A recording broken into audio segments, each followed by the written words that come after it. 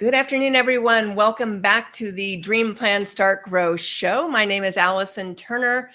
I started this podcast to really highlight other entrepreneurs' journey because I find that in the entrepreneurial world, there are a lot of similarities, even across many different types of companies.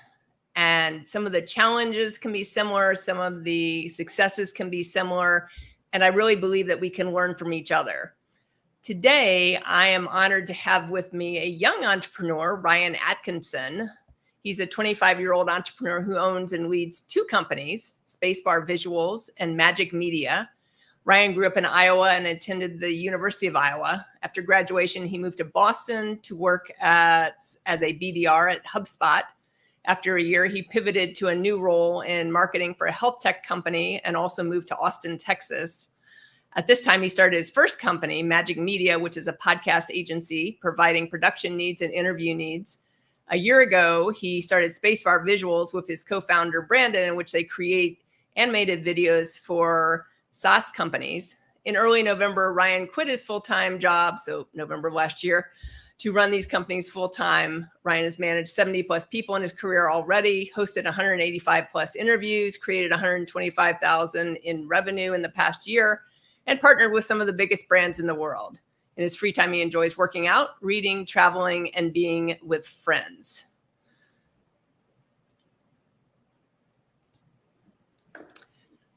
Hi, Ryan. Welcome to the stage. Yeah, thank you so much. That was a great intro. So yeah, thank you. Super excited. You could hear me? I didn't know if you could hear me or not. Yeah, I'm super honored to have you with me today. I've been trying to get some younger entrepreneurs on the show because I think it's important for those that want to do it. I have a stepdaughter who's 19 and she wants to own her own business. But she didn't always listen to stepmom or dad. So it's important for her to have other role models, so to speak, so, and some of the YouTubers are great, but having like someone she can actually hear and listen to the answers is maybe even more important. Yeah. So how did you know? So at 25, I know you started your businesses. What were you, 23, 24 when you started the first company? I would have been 23, I think. 22 or 23, something like that. Honestly, I think 23 though. Okay. What prompted you? I know we talked a little bit offline on this to start your first business. Cause a lot of times, or at least I can speak for myself, that journey would never have been in my sights. Now I did not have parents that were entrepreneurs, but they, it wasn't even kind of discussed even around with other parents, who are, friends' parents or anything. Yeah. So my journey really started knowing that I wanted to be an entrepreneur from a pretty young age. I'd say my stepdad owns a small business, which is a flooring company. He's been doing that since like 2008, 2009, right when like the housing market crashed. And he was like, oh, let me get into floorings. And then my mom also owns her own hair salon. So I've always been surrounded by entrepreneurs and always knew I wanted to start my own company. But just like your 19-year-old daughter, I was like, I don't know what I want to do. And like, I don't know who I want to talk with.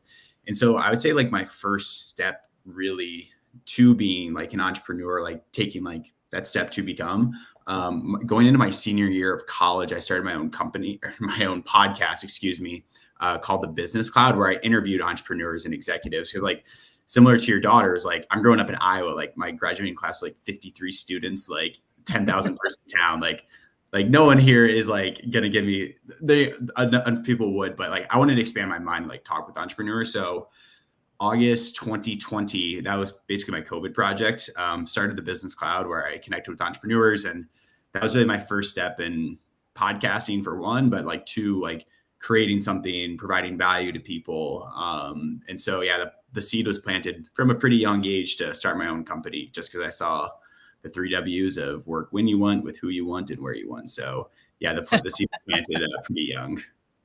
Yeah, no, that's great. I read through that you started your own podcast, but I didn't realize it was back in college because I think, I hear about that occasionally about, kids starting their own podcast but usually it's not interviewing other entrepreneurs. It's the video game side or the gaming side, there's a lot of different sides to that.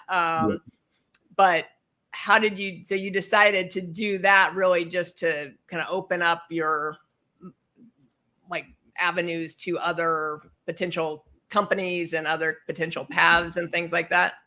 Yeah, essentially, like I just wanted to learn from entrepreneurs and like be inspired by their stories. Someone that like always loved to like reads like biographies and whatnot. I have a Steve Jobs poster right here. One of my favorite books is Steve Jobs by Walter Isaacson, super influential in my life. And so it got to August 2020. And I remember I was speaking with someone in Iowa City where the University of Iowa was at, and he had a successful podcast. And I was like, man, like I always wanted to get into this podcasting space. Like I think it'd be so cool. And he's like, he really shoved me over the ledge. He was like, just go buy like a $40 mic and reach out to people, because like people want to talk with 21-year-old like college students that are like starting a podcast. And I was like, all right, so I suppose I did. I suppose I'll do that. So yeah, I remember going to Target, buying the last blue Snowball microphone for like $45, going home and truly launched a podcast from my apartment room, or my apartment, whatever, going into my senior year of college. So yeah, it was a life-changing experience. Anyone that's like young that wants to start their own company, like I would definitely advise starting a podcast and talking with entrepreneurs, because I was speaking with like Alexander Zadarain, who's the co-founder at 8 Sleep, Josh Clemente's the co-founder at Levels, which is like a CGM company. It's just like incredible people. I'm like 21, like bright-eyed, bushy-tail, like speaking to these people, like what is entrepreneurship? So yeah, I would advise anyone to do that. It is a life hack, a networking hack. Start your own podcast, and that's really like laying the foundation of starting your own business. Really, is taking those steps. Well, you probably made a lot of great connections during those times of podcasting that you can use when you started your own business then. Yeah, exactly. And I just learned so much. And like, it's funny because like knowing what I know now about like entrepreneurship and growing a business, like my questions would be so much different. But back then it was like, how'd you start this thing? Like take me back to 2002 when you started XYZ company, and just would chat about like their story and stuff. But now if I were to do it, it would be a lot more technical questions about like how specifically do you do XYZ, which I think is a fun perspective, but 4 years ago, whatever. Yeah. Well, and I think a lot of people that want to start a business, just like, okay, yeah, we can just figure out whatever. And then they get into it. And it's like, I always tell people, like, figure that you're going to be everything in your company for the first, whatever, how many ever months, years. I mean, it depends obviously on the type of company, but figure you're going to be the website designer, the accountant, the marketer, the salesperson, the implementer of whatever the service is. You're doing it all for the most part until you can afford to hire other people. Maybe you can hire the accountant to do your tax return, the business return, because maybe you don't want to touch that. But until you can afford to hire other people to do some of these pieces, you're kind of doing it all. I say like entrepreneurs are like professional problem solvers, because like I come with like I graduated with a marketing and management degree. So it was when I was speaking to someone recently about like Spacebar Visuals, and they're like, they were asking me about like everything I do. And it's like, I do the sales, I do the account management, I do the admin, blah, blah, blah. Like I do the finances. And they're like, oh, you have like a finance background. I was like, no, I don't. But like, I'm learning as I go about finances. So you will truly do everything in a business, that's exciting to me. And yeah, I think if you're going to be an entrepreneur, like you have to be excited for that, to wear so many different hats. Well, and I think it's good because you should know enough about each of the pieces so you can know, when you do hand off your books to whoever down the road or your accounting stuff, that they're doing it correctly too. So you should know enough to be dangerous, and then so that way you can kind of oversee what's going on with other people. And I always tell people, like, the degree. I mean, I went back and got my MBA in my 30s because I wasn't sure. I had been in tennis for a long time. I actually was teaching tennis. I was administering tennis programs, marketing programs, things like that. And I knew I wanted to get out of that, but I'd been in it for, I think, 14 years at that point. And I was like, okay, I don't even know where to go from here. So I was like, let me go back to school. And so I went back to school, got my MBA, focused in sports management, because I thought I wanted to stay more on the sports side, but it was still an MBA. And I tell people, I'm like, yeah, I don't think that degree, I mean, the degree opened my eyes on certain things. I think the most important class I had was more the business writing and the speaking class that they integrated into it. That was probably the most important class and probably what I got out of the most.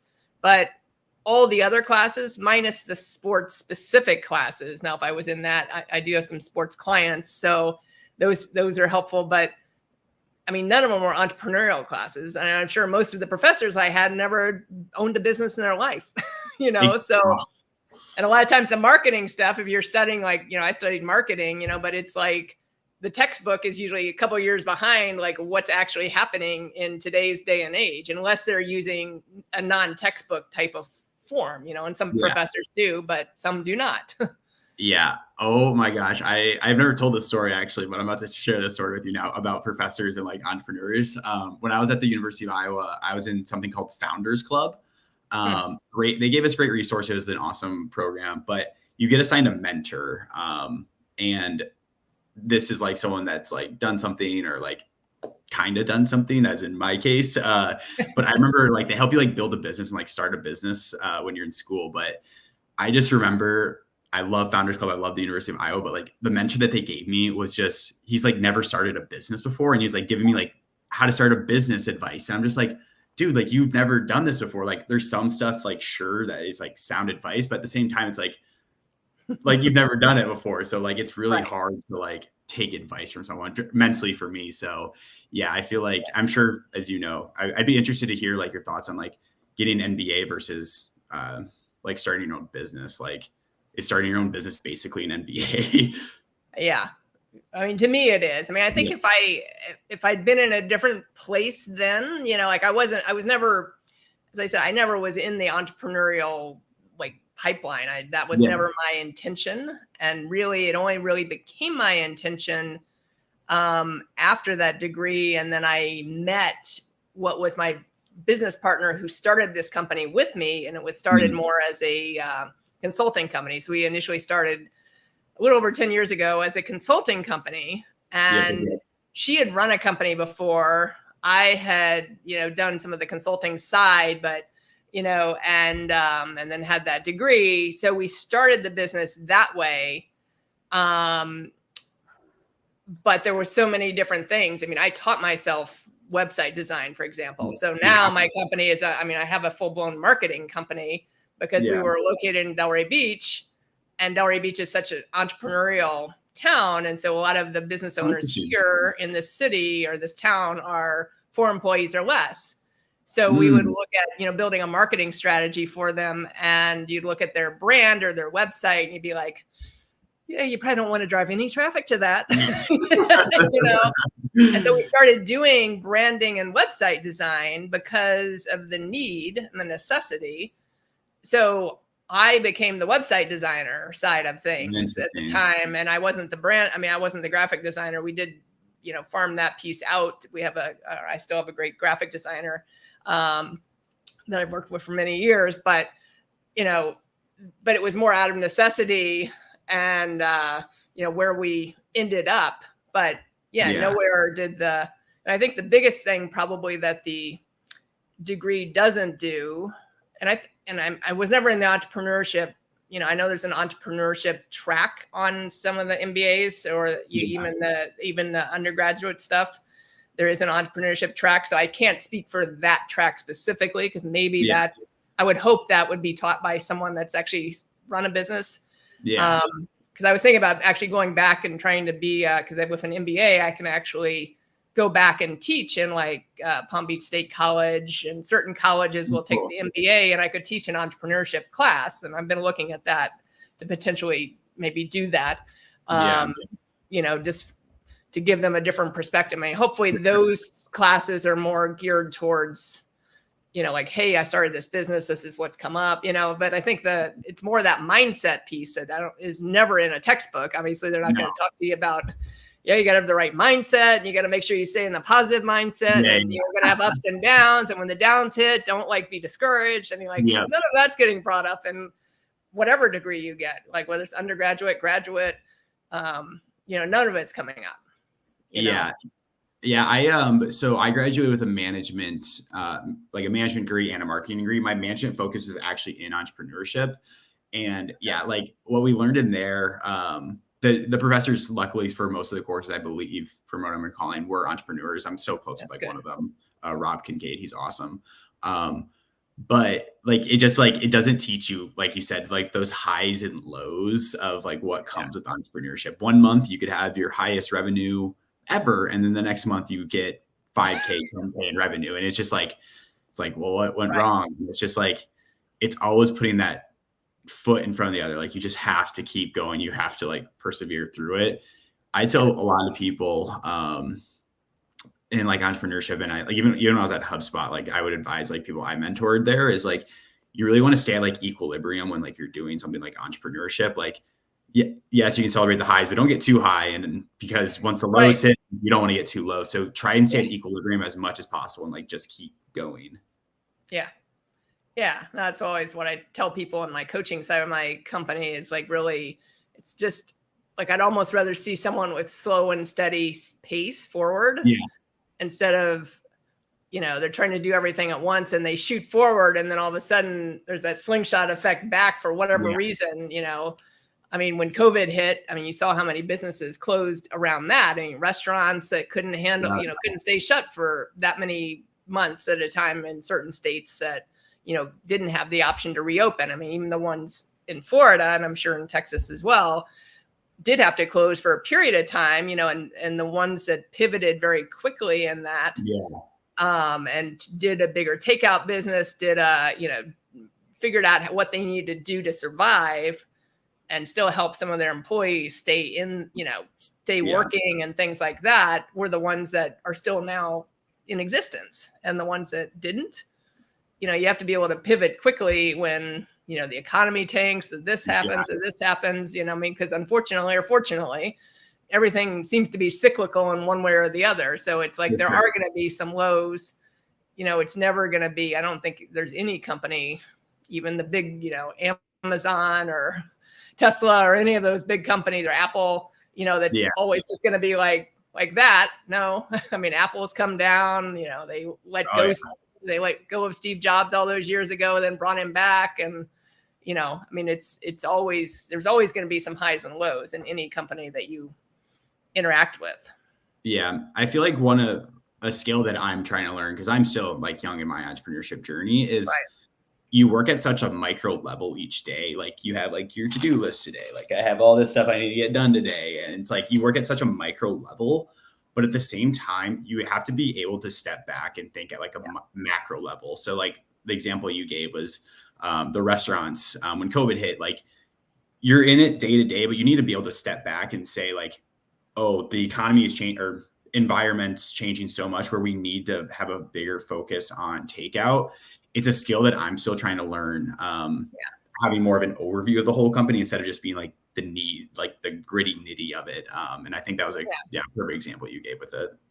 Yeah. I mean, I always tell people on my coaching side is like, you have to be able to work on your business and not just in your business. Cause too much of the time we get locked into, clients' needs, the day-to-day stuff, all that type of thing. And then something happens and you're like, oh, I'm not prepared for that, because obviously obviously any business wants to grow. So you have to put certain things in place in order to grow too. So that's, working on the business. I mean, I always tell people like, just put some time aside each week. Doesn't have to be like hours upon hours, but put some time aside each week to look at the 30,000 foot view of the company and like where you want to go in a year and, and backtrack those steps to get there. Because once you backtrack them, then you can, in your micro things that you're doing daily, put in, okay, like this is the step to get to the next piece, in the bigger plan of where you're going. Exactly. And I feel, we have this conversation. You have to be like good at so much when you're being an entrepreneur, and like it's reverse engineering, like those macro goals into micro goals. And that's actually something that we just did at Spacebar Visuals this month, is like putting in micro goals. So like, what do we want to accomplish like this month that'll help us get to our macro goals? And like, for that, like we're identifying, like we need to make like 1,000 cold calls this month. We need to get like 3 reviews on an agency review website. And then there's like a few more, of course, but we're thinking about what's your end goal and then reverse engineering that into smaller attainable goals is just like super important. I'd be curious, like, how do you coach your clients on this? But I feel like goal setting for like entrepreneurs, to me, it's like super important because it like puts you on the same path of like, what you need to attain. But I feel like goals need to be a big part of like your entrepreneurship journey. Yeah, no, absolutely. I think you have to set goals. I always tell people to look at the big picture of like 5 years, and that doesn't mean you have to set goals you can at least have a kind of lofty goal on 5 years. That doesn't mean you have to like backtrack all that out for 5 years. It's impossible. Overwhelming, but at least then, okay, well, if I'm going to do 5 years, then like, what's my 1 year goal? If in 5 years I want to hit, 5 million, let's just say, like, what's my 1 year goal? Is it 1 million? Is it more than 1 million? Wherever you are. And then, backtrack that out a little bit more to like, okay, now what's first quarter? What are the first quarter goals for that? What are the second quarter? And then obviously you can divide it down even further from there. So yeah, exactly. It's we did a year planning in like December for 2024. And so it's nice to like lay out the forecast and like see like what do we need to be hitting each month, like what do we need to be doing each month, and then actually going at that micro level for like April, like we need to hit this in revenue, and here are some of the steps we're going to take to like actually get there. It's super important skill. Right. Now, the company you started first, it was Spacebar Visuals? MagicMedia, but the big focus has definitely been on Spacebar Visuals. That has been the one like we're trying to truly grow. We're about to get to 12 people here in the middle of April, about 10 more days or whatever, April 15th or 12th is, whatever that day is. We're a team of 11 right now, 12 in about 2 weeks. And so, it's been going good. It's been a good journey, a challenging journey for sure. And there's, as we've been discussing, there are lessons along the whole way to becoming a professional problem solver as an entrepreneur. Now, you started Spacebar Visuals with a partner? Yep. So Spacebar Visuals, it has a great origin story.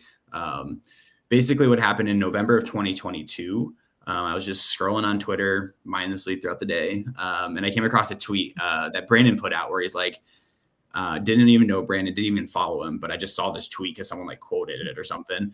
Right. And he was like, I want to start, like, I've sold a business before. Like, I'm trying to start like another business. I'm looking for a co-founder. Like, you'll get paid, like profit sharing, all this good stuff. Like, there's only upside. I was like, and myself, I'm like, oh my gosh, like this sounds like an incredible opportunity to like work on this on the side with my full-time gig, just learn a little bit more. So I sent him over a cold email with a little Loom video on there, just introducing myself, and impressed him enough apparently to set up a conversation. And so we hit it off on the first call.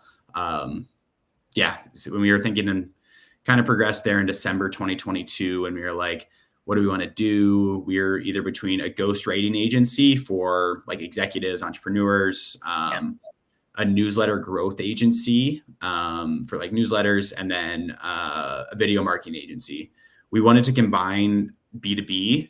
We both had a B2B background, and we both had like interest in media, like a little bit of, with my podcast, like just a little bit of like exposure to media and whatnot. And we like business media. So hit it off with Spacebar Visuals. Spacebar Visuals was born to be a video marketing agency. So what we do is we create animated videos for every stage of the sales funnel. So we create top of the funnel videos, middle, bottom of the funnel videos. We handle the whole script writing process, the storyboard, the voiceover. So super easy process to give you some awesome content throughout your sales funnel. Okay. So everything's animated. So. Yep. Okay. Yeah. So everything's animated. We do explainer videos, top of the funnel. We can do product demos. We can do customer testimonials, which are really cool.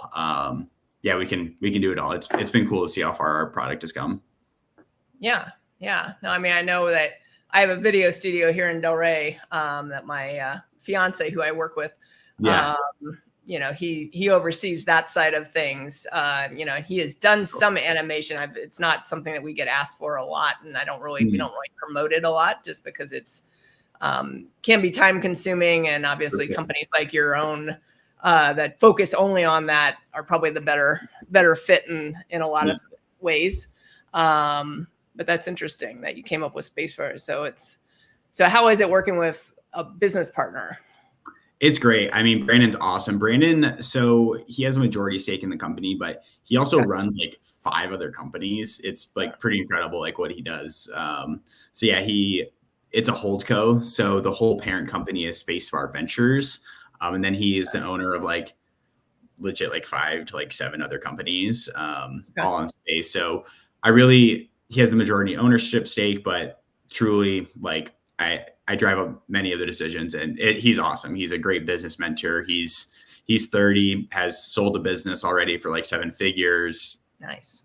Awesome guy. So yeah, he's a great business mentor to have, and like very thankful to have him. Brandon is awesome. Awesome. Sounds like you walked into a good situation, a good opportunity back when you saw it. I will not lie. I am probably one of the luckiest people in the world. I am very grateful and I'm very blessed, and I realize the opportunity that I was given. So now it's just taking advantage of that opportunity. And but you took action at the moment when that tweet came in. I mean, a lot of people would just see it and be like, oh, like, I don't know who this Brandon dude is. Like, and just like not even do it. But I mean, you always like, let me like see, having a conversation and see what's gonna, what might pan out and the opportunities. And obviously it's been done well for you. Yeah, for sure. And that's what people that are like younger to me than, or like my age or whatnot, a lot of times they'll ask me like, oh, like I have a business idea. Like I think I should do this. And like, that's great. You have the business idea. Like, trust me, I had thousands of business ideas before I started Spacebar Visuals, but like, you need to actually take action. If you're an entrepreneur, you can't just sit back and be like, I'll do that next week. I'll do that tomorrow. Or like, oh, I have this business idea, but like, I don't really know what to do with it. That's truly is like what is going to separate you from being like an awesome idea generator. Trust me, I was that person. I had thousands of ideas for businesses, but I just never took action on them. Like, I just never took action. So like, if you are young, or like, even if you're older, if you have an idea for a business, identify what's that first step you need to do. Take that, take the next action, take the next action, take the next action, take the next action to actually get there. Yeah, I think that's true. And I think, I started this company, as I said, like 10 years ago, and it morphed in a very different direction than where we started. Cool. But I mean, I learned very quickly that she and I were not good in business together, and we didn't really explore that. We were 50-50 partners. Like, I will not ever do that again. Probably. I never say never, but more than likely I will never do that again. And so like I ended up buying her out of 50% share of the company back in 2014. So it's probably only about a year and a half that we stayed in business together. It was not a good fit. She was more that I wasn't probably prepared enough for the entrepreneurial journey. And she was that visionary person, but didn't always, she was like the idea person, but then like, like had so many ideas and then wouldn't take, it'd be the first couple steps of action and then change direction. I was like, whoa, I can't do that. I'm more that like type A personality of like, okay, I need the plan in place and the this, and this. And I've gotten better at moving more quickly, but like, I can take your idea and make it happen, but not if you change your direction, like 3 steps in, and then all of a sudden we're over here. So that would drive me crazy. Thankfully, like I said, I'm very grateful for this opportunity and like what I actually got myself into.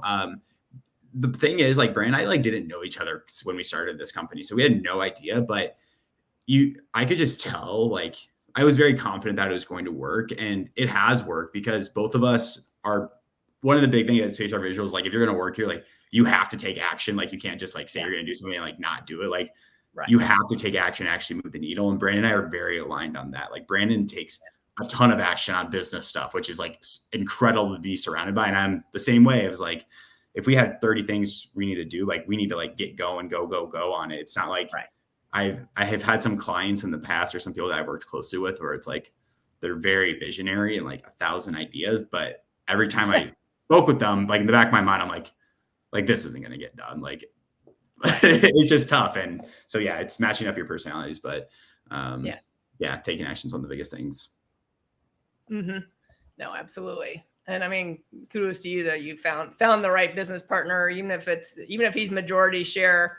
Yeah. I would be Because curious on your experience though. Like, how is that conversation splitting up? I'm just like super curious. That can't be an easy not one. good. Yeah. It was not good. Yeah, it was a tough conversation because, like who gets what in the, Yeah. and, we came up to like an agreement, and then it wasn't really like, we chose not to go like the legal route of, like, we met with someone from the SBA who was, so it was free, and it was a finance person from the SBA to kind of come up with like a fair, I guess, buyout or whatever type of thing. And then we wrote up, like a simple agreement that wasn't legal in any way, because this is way before like ChatGPT or like you could hire a lawyer, but then they're paying like thousands of dollars to like split this business that, wasn't that far along, because it was only like a year and a half into it. So yeah, I mean, it took a little doing, but once we got apart, then it was fine. It was just there was some rough waters for a few months of doing that split.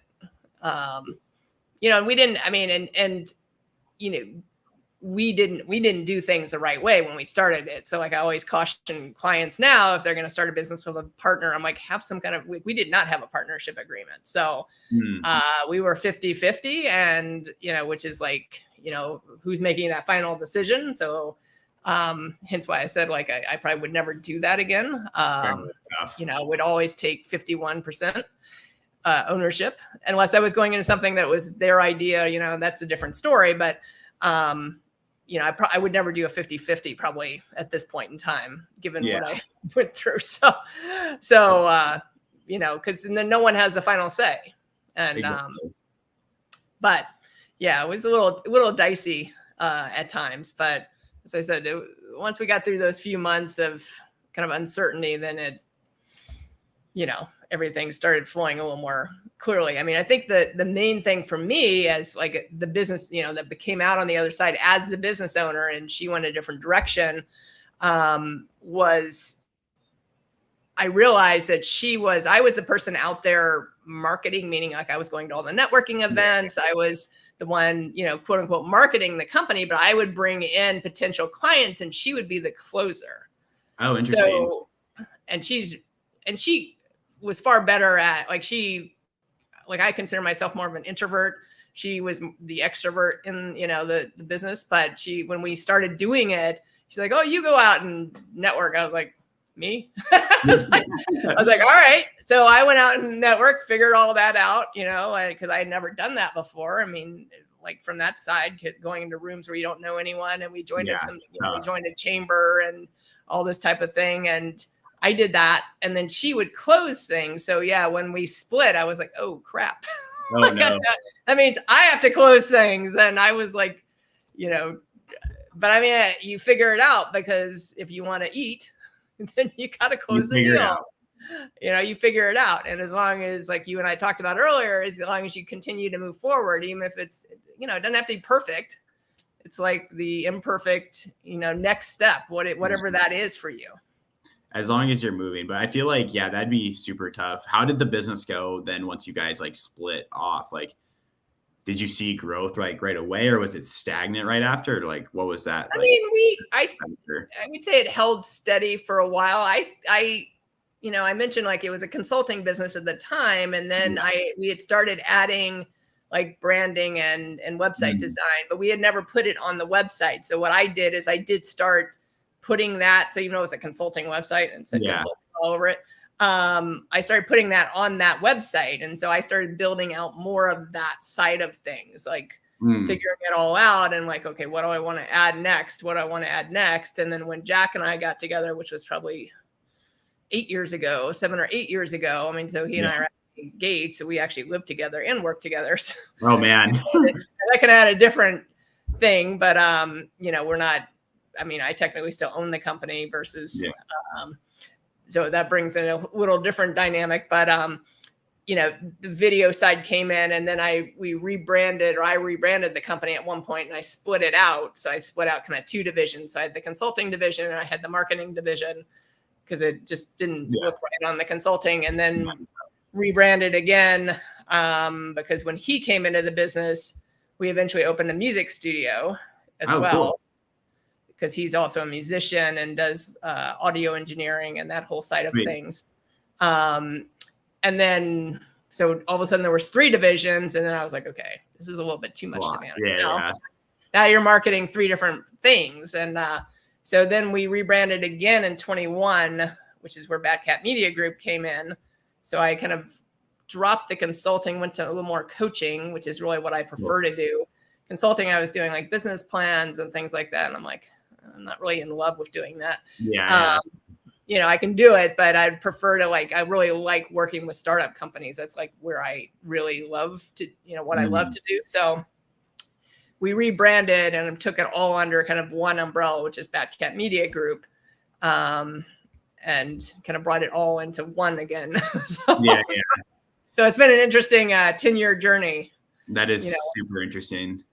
I feel like kind of going back to like how you're like marketing like 3 different segments, it kind of goes back into like I had this internal battle all the time. It's like, as we were talking before, like as an entrepreneur, you're going to spread yourself all across the board, like all across the company, but at the same time you need to put barriers up with like what's not spreading yourself too thin. That's a challenge that I run into now, is like, oh, I might be doing this good, but maybe if I hired someone, they would probably do it better and it would free up time. So it's a really interesting battle. And kind of going back to your market segment, like when you're marketing to 3 different segments, like you might just be spreading yourself too thin, and like you're actually marketing to nobody when you do that. Well, exactly. I mean, if you have 3 sets of social media accounts, because that's what we had all these different pieces. I was like, all right, do we need 3 sets of social media accounts? Do we need, if it's all under the same, we have the same address, same, everything. I mean, I had different phone numbers for them just so I could go on Google differently, but, but otherwise it was, it was essentially similar services. They're not the same service by any means, but I mean, we do music videos. So if you're a musician and you want to record and do a music video in our studio, you can do that. So, because we have green screen capability. So, so all that.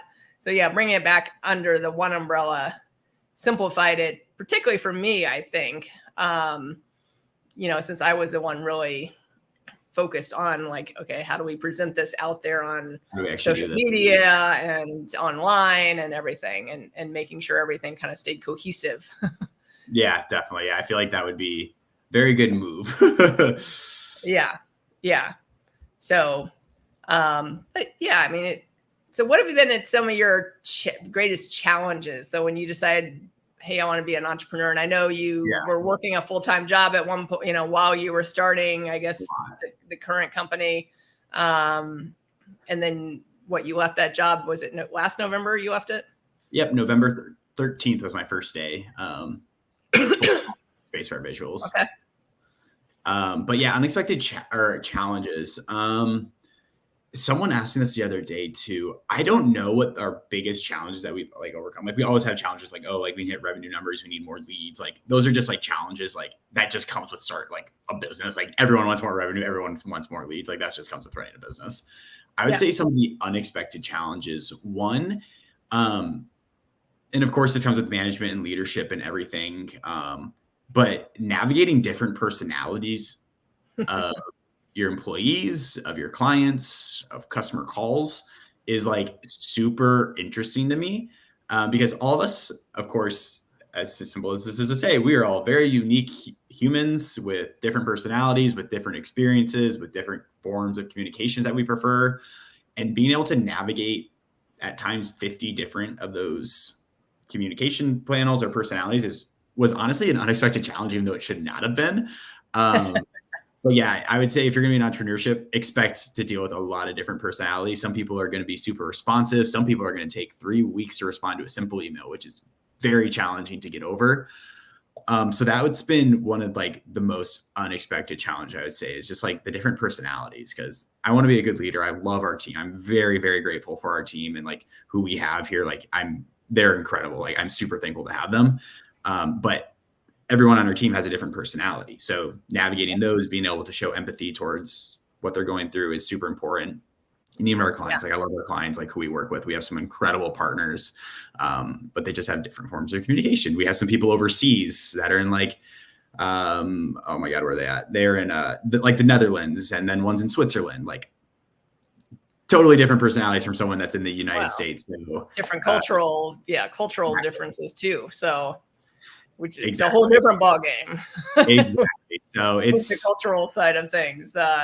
Yeah, no, I agree, because I think even in, dealing, like you said, with one-on-one with clients, it's like you could have the same conversation with two different clients, and one might take it like as an offense, and one might take it absolutely normally. And you're like, I just said like the same thing.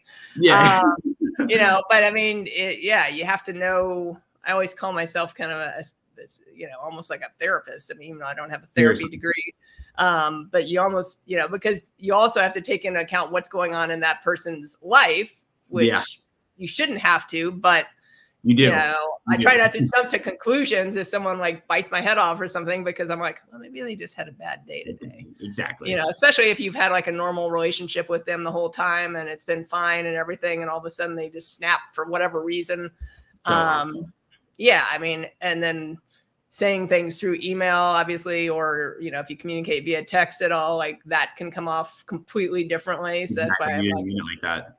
Yeah. So, I think that's, and I think that's probably the biggest thing for me. I mean, so kudos to you for picking that up at your younger age, because I think that probably wouldn't have been on my radar at age 25. But, I think that's one of the things that, I try to even emphasize to my stepdaughter, of like, you don't really know what people are going through. Exactly. You're making an assumption. Someone says something, but you really don't know what they're going through that day. I mean, they could have gotten in a car accident. They could, whatever could happen. And does it mean they should treat you a certain way? No, it doesn't mean that they should bite your head off or whatever. But sometimes, unfortunately, it happens. I 1,000% agree. Definitely how like I view like people on our team is like they're truly people first before they're like employees.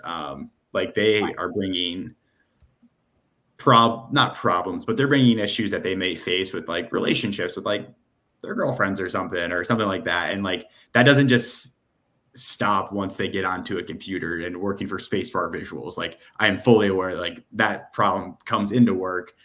So you need to be able to understand like what their mindset might be that day and be able to change your tone, change how you talk with them in a different way based on how they may be feeling in that. And I feel like that's something you just need to navigate as a leader if you're going to be an effective leader and actually connect with like the people you work with.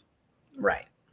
No, I think that's true. I mean, you brought the word leader up, and I think that's an important piece when you start a business. I mean, a lot of times that may or may not be emphasized, like, oh, I'm going to be a business owner, woo, and you're starting on your own. So obviously you have to lead the company, but you're not really leading anything else. Yeah.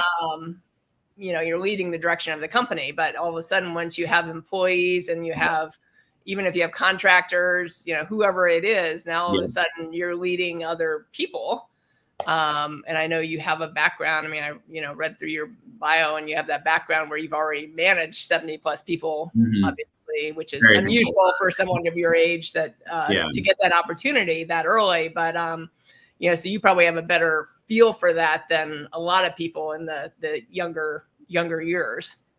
Yeah, I am very grateful that I had early management experience. When I was 19 or 20, something like that. I don't know. It's funny because all these are like starting to like blend together now. I think I was 20. I was 20. I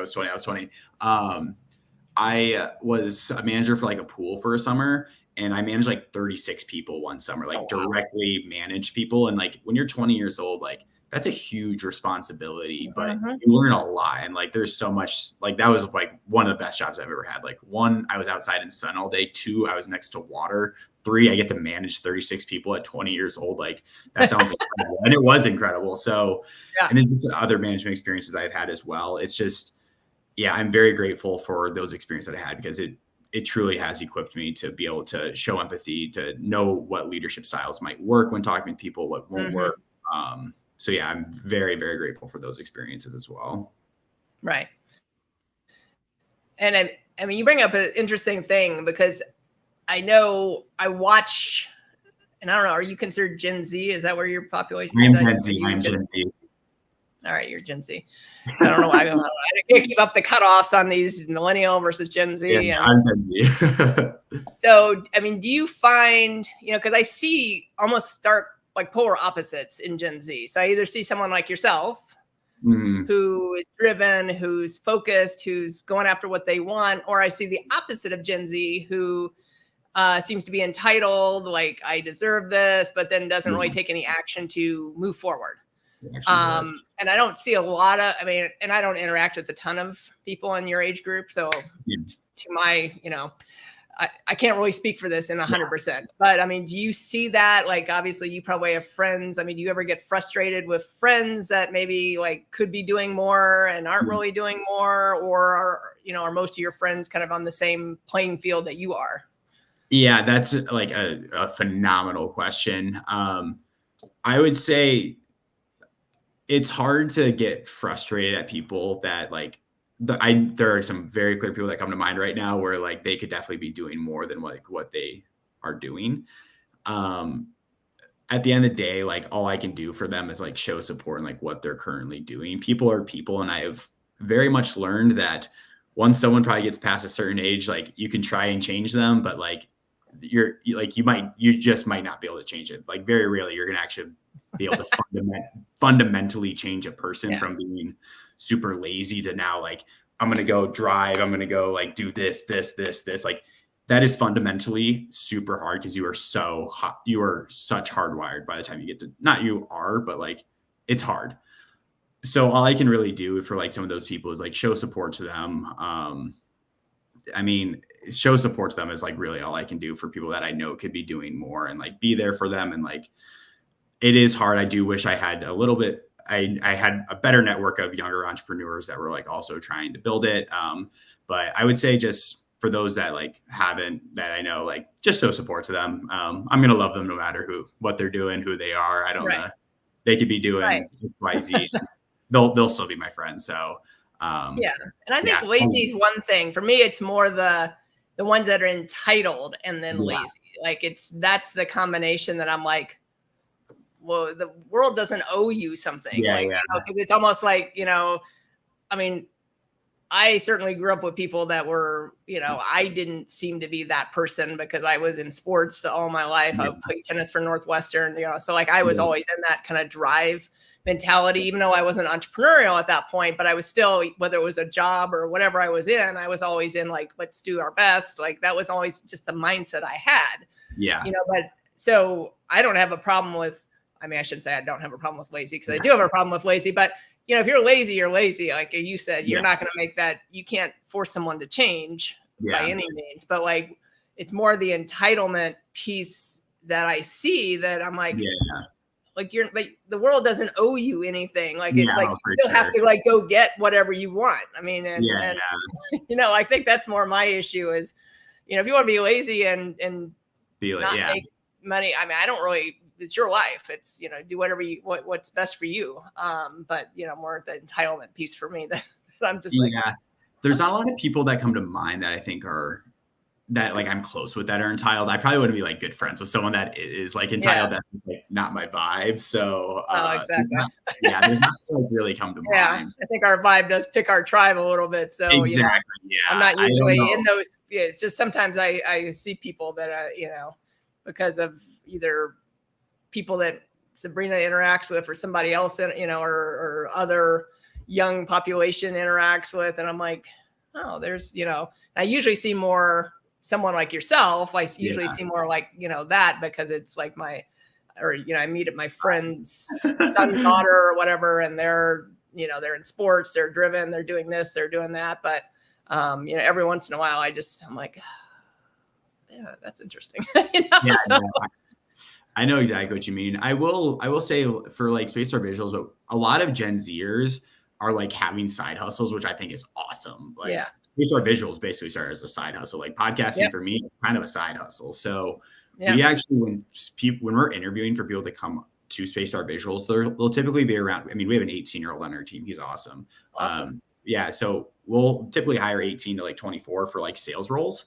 And like I want someone that has a side hustle that will work for Spacebar Visuals, but like also has a side hustle. I think it is so beneficial. And I just know what that mindset truly is when you have a side hustle, because it's that entrepreneurial mindset. Like I want someone that you can openly talk about your side hustle at Spacebar Visuals. I want you to. That excites me. That makes me happy you're making extra money on the side. Like, I don't know. I think that is cool about some Gen Zers is there are a lot of people doing side hustles.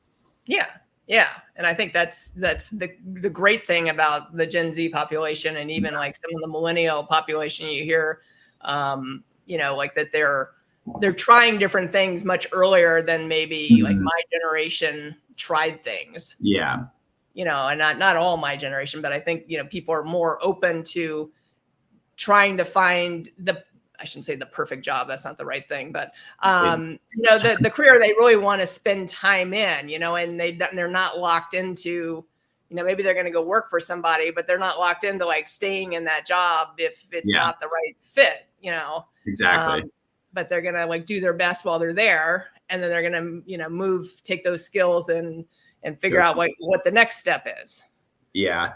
Yeah. I feel like a lot of Gen Zers, there's some stats out there about like the side hustle, but like a lot of them are also wanting to like start their own businesses and whatnot. Like I speak to a lot of people that have those business ideas. Like they all have business ideas, but like I said, it's taking those steps, and the big three will always stay true to decide like who you work with, where you work, and when you work. And I think that really drives Gen Zers. Yeah. Yep. Drives me anyways. Yeah, exactly. And so before we wrap up, so what's been your greatest, so you're 25, you just turned 25 in February. So at this point, what's been your greatest success in being an entrepreneur? Oh man. I don't know what comes to mind for the greatest success. I would just say like, I don't know, every day, I would say quitting my full-time job and actually being able to do Spacebar Visuals full-time is probably my greatest success, to be in the position where financially it makes sense, the business is doing well to do that.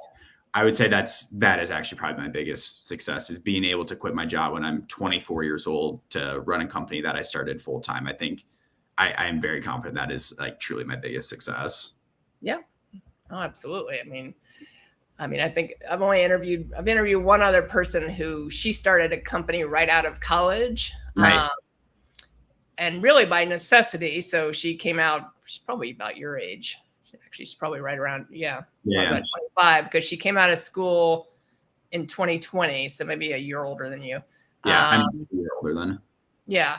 So she came out of school in 2020. She had a job lined up in PR in New York City. So she went to Penn State. She was the class president at Penn State. So she was, had a job lined up, COVID hit in March. She graduated, and then no more job. So she moved to New York City during pandemic, and then started her own company, started her own marketing and branding company. That's amazing. Mind you, both her parents, who are, down here, or we're down here, are huge entrepreneurs. And, I've always taught her, like, you can do whatever. And she always said she wanted to start a business. She just didn't think it would be quite that early. Yeah. But she has that same drive of, she's like, oh yeah, I would just knock on doors. I'd be like, hey, I looked at your brand. And she's like, I always felt like I had to go the extra mile because I was younger. I didn't have the experience that, someone in their 30s had, owning a similar type of company. And so I would like basically map out like my whole plan for the company, like, even though they weren't asking me to pitch, would just pitch, so. Yeah, that's, I do feel like there is a little bit of like ageism. Sometimes I get on calls and it'll be like a 45, like 50-year-old marketing VP of marketing. They're like, what is this 25-year-old going to tell me about video marketing? So yeah, if you are young, like you definitely do have to go the extra mile, but that's exciting. We have the energy to do it, and we are happy to do it. So that's a cool story though. Yeah. And that's definitely a cool story. And I mean, I think you guys have the advantage because you grew up in this world of the marketing the way it is. You know, I didn't grow up in the world of cell phones. Yeah. You grew up in that world, and I think that's where people have to like realize that like that's a big advantage, because it's I would think that most things would come easier to you than maybe they might come to someone in my age bracket. And certainly I have a ton of people that are even clients that are like, I don't know any of that. You know, and I'm like, well, you just have to figure it out. You know, it's not that, I mean, I don't find it that complicated in certain ways, but you know, on the flip side, I understand, you know, if you didn't grow up in that era and maybe you've spent all your life doing kind of a typical job thing, you know, it would be foreign. So. Yeah, exactly. Yeah. Luckily, like technology has always been ingrained in my life, but I do remember kind of like the tipping point. Like I remember like early on, like 1 through the years, like 1 through 10 or so, 9, like there wasn't really like a whole lot of accessibility. Like iPhones weren't out till like 27, I think, or something, or 2007, something like that. Yeah. So like, I remember like there was like a tilting point. Like I feel like early in my life, like technology wasn't there. And then like, there's been this big tilting point to enough where like, I've been ingrained in technology since like 6th grade or something, which is pretty exciting. And yeah, I mean, basically grew up with it. Yeah, I had the BlackBerry back in the day. You know? No, the Blackberries. Everyone had the Blackberries. I loved my BlackBerry. I was so upset when they like were not going to make it anymore. The Blackberries were awesome. Like I like that keyboard thing, you know. The keyboard is insane. So instead of this, but yeah. So if you had one thing so I always end my interviews with this question. If you had one tip to give someone that wants to start a business, it could be any type of business that's helped you, you know, in your journey to date, like what would that tip be? That tip would be take action. Going back to what we said, if you want to start a business and you want to move away from that idea in your head, that idea in your brain, to actually making revenue, getting your first client, putting something out there, at the end of the day, what's going to separate you from your peers, from other people, is taking action on that very first step and actually move the needle into starting your first company. So take action. That is what I will hammer home. Yeah. Great tip. And if anyone wanted to get in touch with you, if they had any questions, either about Spacebar Visuals, maybe they needed animated videos or something like that, what's the best way to reach you? Yeah, you guys can find me on LinkedIn at Ryan Atkinson, CEO of Spacebar Visuals. I'm sure I will pop up if you type exactly that in. You guys can also view our website at www.spacebarvisuals.com. Okay, perfect. So thank you so much for joining me today, Ryan. I appreciate it. Awesome. Thank you so much, Allison. this was a great interview. Thank you so much. Yeah, we'll have to do another one in a couple of years and see where you're at. Oh, man. what other companies? I can see that you're going to start more than this company, and I know you have another one which we didn't really touch on that much, but your side hustle or whatever, the podcasting company. So but I'm sure this will not be the only company you start in your 20s. So I can't imagine going back. I have no doubt. I appreciate talking with you. So yeah, we'll have to resume at some point. But thank you again for hopping on today. I appreciate it. And thank you everyone for joining us today. And if you have any questions for me, you can either go to theallisonturner.com. And I do offer a complimentary consultation, or if you just want to get in touch with me and, you know, pick my brain on something, please reach out. I'm always happy to help. I love working with new entrepreneurs, new business owners, and trying to help them get themselves launched. All right. Thanks again, Ryan. And thank you, everyone.